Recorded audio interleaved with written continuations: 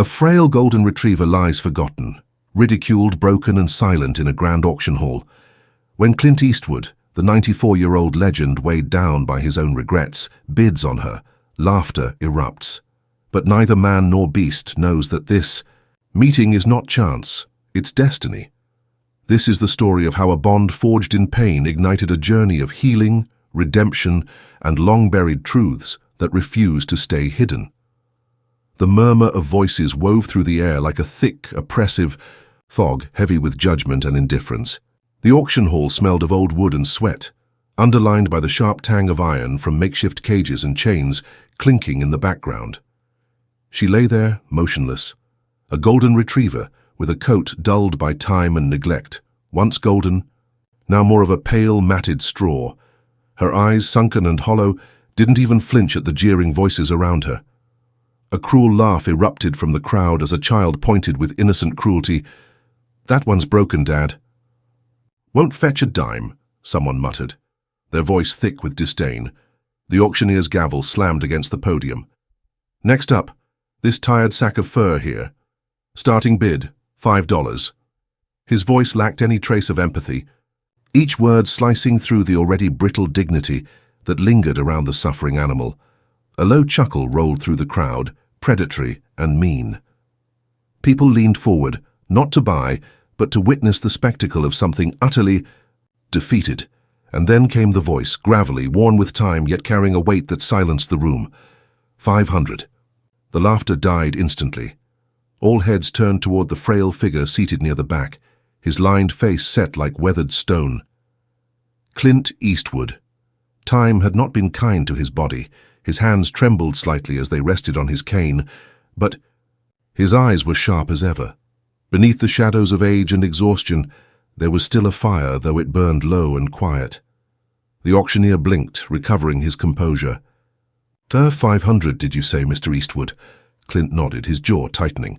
He didn't waver under the gazes of shock or the muttered questions. The crowd didn't understand, couldn't understand. This wasn't charity. It was something older, deeper. A pull in his chest, sharp as a splinter driven beneath the skin. The gavel struck again. Sold. The world seemed to move in slow motion as Clint approached the trembling figure lying on the cold concrete. Up close, the dog was even worse off than she had seemed from a distance. Ribs poked through thin skin, and scars, both old and fresh, mapped her body like a tragic history written in flesh.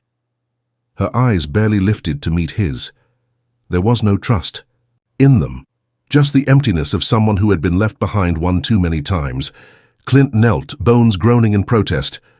"Hey there," he whispered, his voice soft as falling ash. His hand extended slowly, shaking not from fear but from age, and perhaps something else. "You're safe now. No one's going to hurt you anymore." The dog didn't respond. She didn't flinch, didn't recoil. That absence of fear wasn't comforting, it was worse. It spoke of someone who had learned that pain was inevitable, something to be endured until oblivion became mercy. Clint gently placed his hand on her head, his thumb tracing the space behind her ear. A familiar spot, too familiar. His breath caught in his throat. There, beneath the rough tangles of fur, was a scar, a long, jagged mark just behind her right ear. A memory rushed forward like a wildfire breaking through years of silence. A sunlit yard, the sound of laughter, and a dog, golden and bright, bounding through the air with youthful joy. Her name had been Poppy, his Poppy, but that was impossible. Yet the scar, it was the same. That small, brutal reminder from years ago, when she had chased a stray cat through a barbed wire fence. The scar Clint had tended to with shaking hands, back when his world was smaller, simpler, and full of life. His heart thundered against his ribs, a drumbeat of disbelief and fragile hope. Could it be? He didn't allow himself to believe it. Not yet.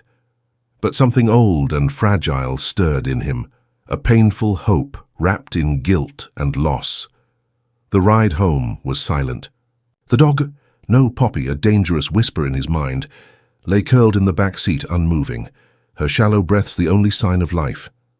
Clint's hands gripped the wheel tight, the lines of his knuckles stark against his skin. Each mile ticked by like a memory resurfaced. Old laughter. A warm body pressed against his side during cold nights, the soft sound of paws padding across wooden floors. Pulling up to his modest ranch house on the outskirts of Carmel, Clint sat in the driver's seat for a long while. His chest ached, not from age, but from the weight of what if. Inside, the house was still, full of ghosts and echoes of better days. He carried her gently, setting her down on a blanket by the hearth. The fire crackled weakly, throwing soft shadows across the room. He sat beside her, not speaking, not expecting anything. Just being there. Hours passed like moments. Then the smallest sound broke the silence, a soft, hesitant breath followed by a faint tremble. Her paw shifted, only slightly, but it was movement all the same. "You're not broken," Clint murmured, voice catching. "You're still here, just like me." And for the first time in years he felt it, the raw, painful beginning of something like hope. The next days were quiet battles. Each morning, Clint coaxed her to eat, offering scraps of chicken and softy. Words until slowly, she began to take small bites. He spoke to her as he worked around the house about old memories, regrets, and things left unsaid. The house, once suffocating in its silence, began to feel alive again. But it was the scar, that scar that haunted him.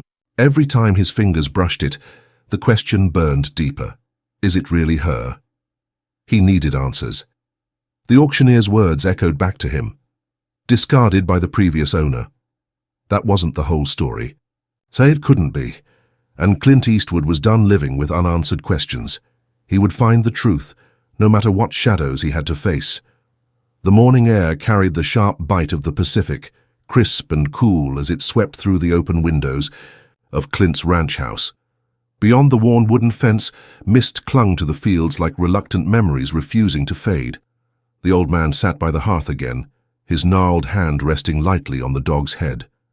She slept fitfully, her ribs still rising and falling in shallow breaths, her body twitching from dreams, no nightmares, he couldn't chase away. Clint's gaze drifted to the scar behind her ear. It was like a whisper from the past, clawing its way into the present. Poppy. The name echoed through him with the weight of something both precious and painful. If this dog was truly her, then fate was crueler than he had ever dared to believe. But hope, no matter how fragile, demanded proof. By midday, Clint was behind the wheel again, the familiar ache of determination pressing into his bones.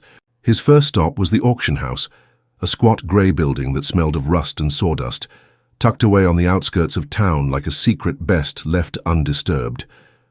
The auctioneer, Dean Holloway, a man with a face as greasy as the slicked back, hair crowning his head, looked up from his cluttered desk, his eyes narrowing at Clint's approach. "Mr. Eastwood," Dean drawled, voice thick with false hospitality. "Didn't think I'd see you again so soon. Dog giving you trouble?" Clint's jaw tensed. "I'm not here for small talk, Holloway." The room seemed to contract around them, shrinking into sharp lines of tension. "I want to know where she came from. The dog. I need the name of the last owner." Dean leaned back, a smug smile creeping across his face like oil on water. "Confidential, I'm afraid. Can't just hand out private information." Clint's eyes darkened, a storm behind aging irises. "I didn't come here to ask twice." His voice was low, carrying the weight of a lifetime spent staring down men who thought they held all the power. The smile faltered. A beat passed, then another. Holloway cleared his throat, suddenly finding a fascination with the papers on his desk. "Fine, look, I don't want trouble. The dog, she was brought in by some ranch hand, said the mutt belonged to John Nelson's spread out east." Clint froze. John Nelson. That name was a shadow from his past, a wealthy landowner with a reputation as ruthless as drought in the desert. Years ago, their paths had crossed briefly, but Clint had known enough men like Nelson in his life, the kind who saw animals as tools, disposable when they failed to serve. Clint turned without another word, leaving Holloway to stew in the silence left behind. The drive east was long and rough, the road narrowing into dirt paths flanked by fields of brittle grass swaying under the weight of the wind. Memories surfaced. With each mile, Poppy, young and wild, running across fields just like these, her coat blazing gold in the sun. The betrayal of losing her had carved deep scars in Clint, ones that had never truly healed. As he approached Nelson's ranch, the sprawling estate came into view, an expanse of land dotted with cattle, barbed wire fences, and a monstrous, sterile-looking house that loomed over the earth like a fortress. Clint parked at the edge of the property and stepped out, his boots crunching against the dry gravel. Each step forward was a battle against his own hesitation, a weight of time and pain that threatened to root him to the ground. He found John Nelson near the stables, overseeing a group of workers loading supplies. Nelson hadn't aged gracefully. His frame had thickened with power and indulgence, and his face wore the smugness of a man who believed the land bent to his will. "Well, look who it is," Nelson sneered, recognizing him instantly. "Didn't think you'd have the guts to show up here, Eastwood. What brings you out this way?" Clint's voice was steady, each word honed sharp. "The dog you tried to kill. I know where she ended up." For the first time, Nelson's easy confidence cracked. His mouth twitched, but he quickly smothered the reaction. "You're barking up the wrong tree, old man. It was just a dog. She didn't listen. Couldn't handle her. I did what anyone else would have done." Clint took another step forward, the ground seeming to hum beneath his feet. "You left her for dead," Nelson shrugged, as if the matter was inconsequential. "Some things just aren't worth saving." That was it, the confirmation Clint hadn't wanted, but had expected all along. The rage that surged inside him wasn't loud or violent. It was quiet, cold, and final, like the closing of a door. "Stay away from her," Clint said, voice like gravel dragged across steel. "You don't get to hurt her again. You don't get to pretend she was nothing." Nelson laughed bitterly. "You really think she'll just forget everything? That dog's broken. She'll never be the same." Clint didn't respond. Some truths didn't need words. They needed action. By the time Clint returned home, the sun was sinking into the horizon, smearing the sky with hues of blood orange and violet. Inside the quiet house, Poppy was waiting, or rather, she was, lying there in the same spot, unmoving. Clint knelt beside her, placing a gentle hand on her paw. "I know what happened to you," he whispered, voice thick with something close to sorrow. "But you survived, didn't you? You're stronger than he ever gave you credit for." The next days were filled with quiet rituals, feeding her, speaking softly, sitting beside her in silence. Slowly the walls began to crack. One morning, she lifted her head to meet his gaze fully.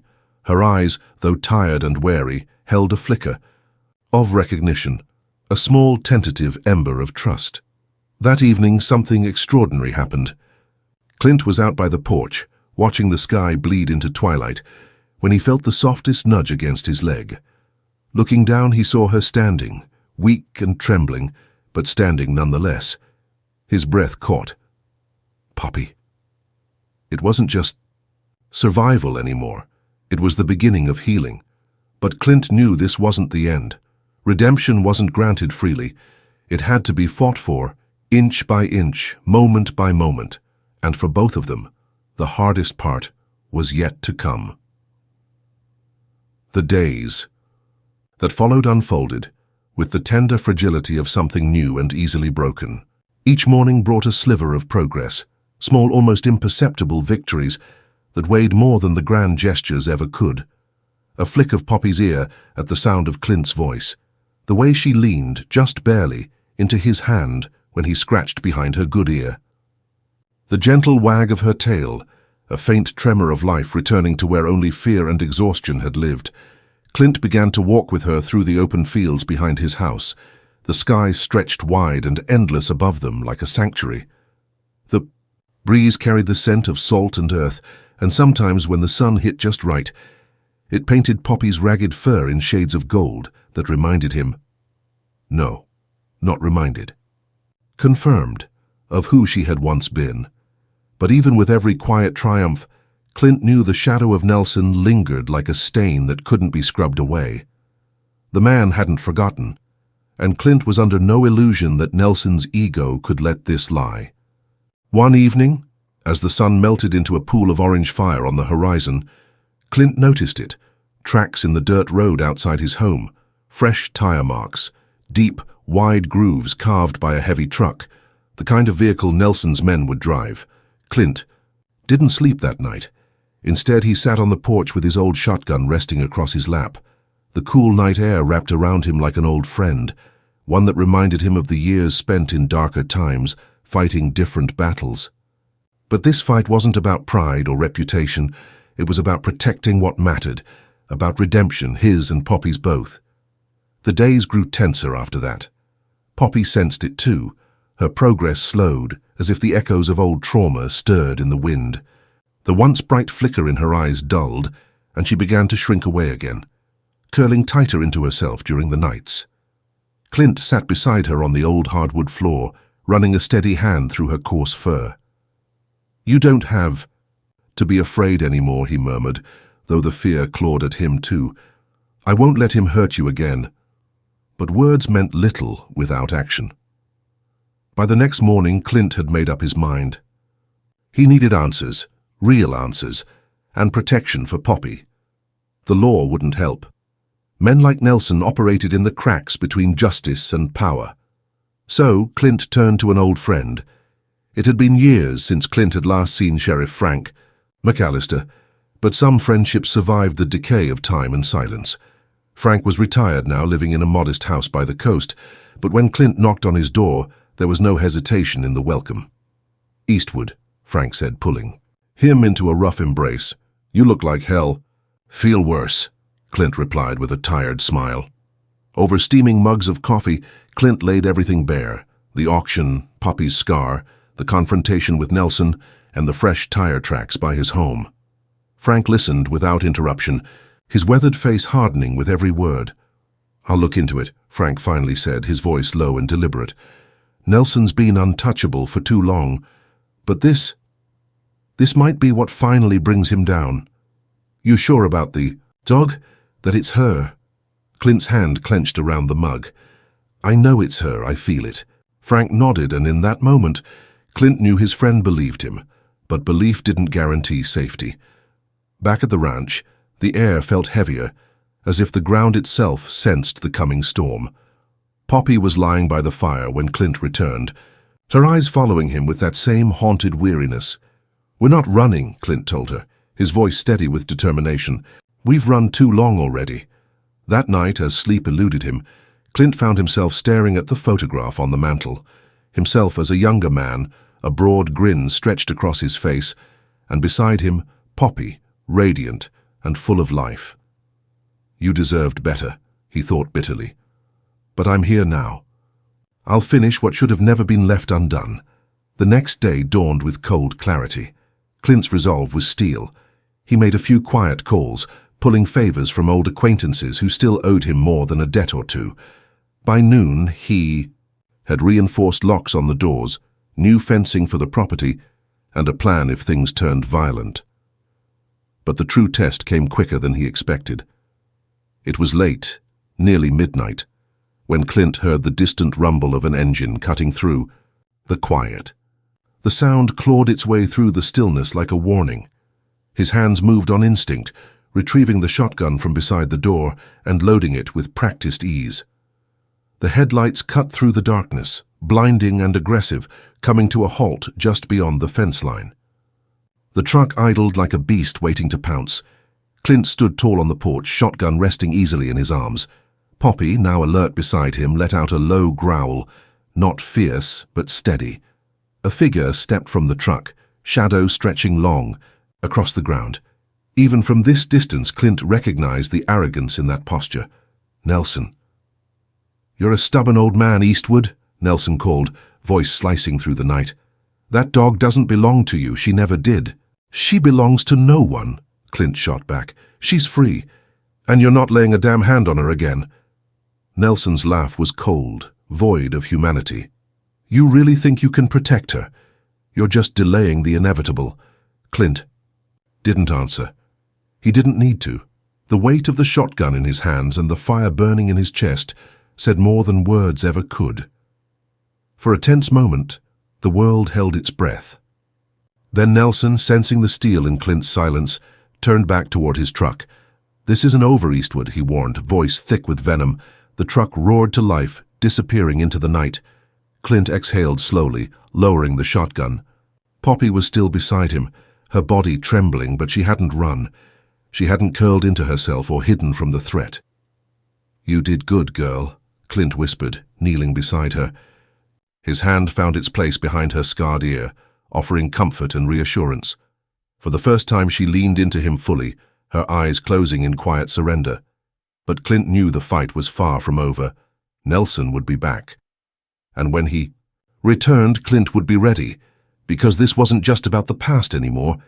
It was about redemption, and neither of them would be broken again. The night settled heavy and cold over Clint's ranch, thick with the scent of damp earth and the distant whisper of the Pacific winds. The shadows lingered longer than usual that evening, as if the world itself knew something dark was coming. Clint stood on the porch for hours after Nelson's truck disappeared into the night, shotgun across his lap, listening to every sound, the shifting wind, the creak of old wood beneath his feet, the soft, steady breathing of Poppy at his side. This wasn't fear. It was clarity. The past wasn't something Clint could outrun anymore. It was a ghost that had followed him through every stage of his life, every regret left unspoken, every loved one lost to time. And now, with Poppy back by his side, battered but alive, it was time to lay those ghosts to rest. The next morning brought a stark, fierce determination.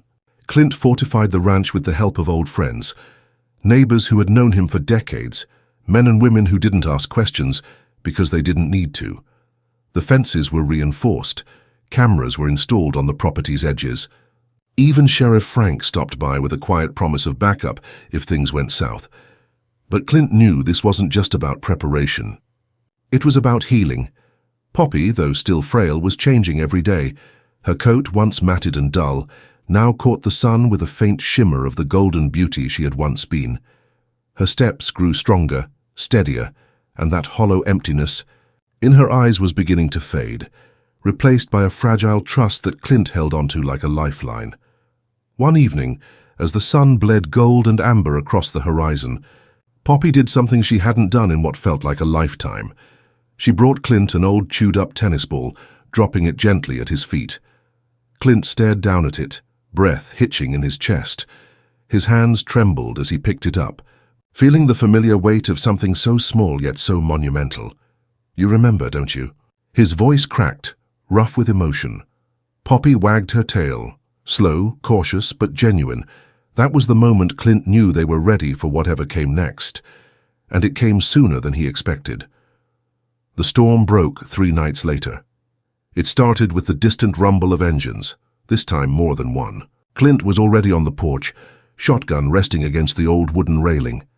The headlights split the night into jagged shards of white, slicing through the darkness with predatory intent.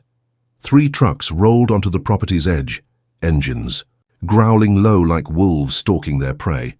Clint could see Nelson standing at the front of the group, arms crossed, face twisted into a cruel smirk. "I warned you, Eastwood," Nelson called out, his voice slick with arrogance. "You should have handed her over when you had the chance. Now I'm taking her, and I'll make sure you regret crossing me." Clint didn't move from his place on the porch. His voice was steady, sharp as steel. "You don't scare me." "Nelson, not tonight, not ever." The tension snapped like a gunshot. Nelson took a step forward, but before he could utter another threat, the whir of tires crunching against dirt filled the air behind Clint. Sheriff Frank's truck pulled in, headlights cutting through the night, illuminating the entire scene like judgment itself. Frank stepped out, hand resting on his holster. "You're trespassing, Nelson," the sheriff said, voice flat and cold. "I suggest you turn around before things get ugly." Nelson's mask of confidence wavered for the first time. "You're really going to protect him? Over some useless dog?" Frank didn't blink. "That useless dog survived everything you threw at her. She's stronger than you'll ever be." For a moment, silence reigned. Then, without warning, Nelson lunged forward, rage overtaking reason. Clint didn't hesitate. He stepped down from the porch with deliberate, measured steps, meeting Nelson head-on. Age had slowed Clint, but there was a fire in him that time hadn't touched. His fist connected with Nelson's jaw with a sharp, brutal precision that sent the man sprawling into the dirt. The world seemed to pause in that instant. Nelson sat up, dazed and stunned as Frank approached and snapped the cuffs onto his wrists, with grim satisfaction. "You're done, Nelson. We've got enough evidence to bury you for a long, long time." The other men who had come with Nelson didn't make a move to stop it. They stood back, silent and ashamed, watching the fall of a man who had once commanded fear. It was over. The sun rose slowly over the horizon, casting warm light over the battered ranch. The trucks were gone. Nelson was gone. And for the first time in years, Clint felt the weight of fear lift from his chest. Back inside the house, Clint sat by the hearth, Poppy resting her head gently on his knee. The fire crackled softly, a warm living thing that filled the room with quiet peace. Clint ran his hand through Poppy's fur, feeling the rise and fall of her breath, steady, calm. "We did it," he whispered. "It's over." Days turned into weeks, and with every passing moment, the wounds of the past began to close. Poppy grew stronger, her spirit returning with each walk through the sun-drenched fields. She chased the wind again, the light in her eyes burning brighter than Clint had dared to hope. But healing isn't about forgetting, it's about learning to live with the scars. One quiet morning, Clint sat on the porch, coffee in hand, watching Poppy as she lay in the grass, her fur shimmering in the light. "I lost you once," he murmured, voice soft, thick with emotion. "But you found your way back to me. Maybe that's what redemption really is. Not fixing the past, but learning how to carry it and still move forward." The wind stirred gently through the trees, carrying the scent of earth and freedom, and for the first time in a long, long while, Clint Eastwood smiled, a real honest smile that reached into the deepest, most broken parts of him. Poppy lifted her head, her eyes meeting his. In them, Clint didn't see pain anymore. He saw resilience. He saw trust, and most of all, he saw home. The past was behind them now. The scars would remain. They were a map of the journey they had both endured, but they were no longer chains. They were proof of survival, of healing, of second chances, earned through quiet strength and unbreakable will. The sun continued to rise. The world moved forward, and Clint Eastwood, with Poppy by his side, did too. If you enjoyed this story, please leave your comment below, and don't forget to like, share, and subscribe to our YouTube channel, where your support means the world too. Thus, we look forward to bringing you more content that inspires growth, joy, and purpose. Thank you for watching, and we'll see you tomorrow for another special story.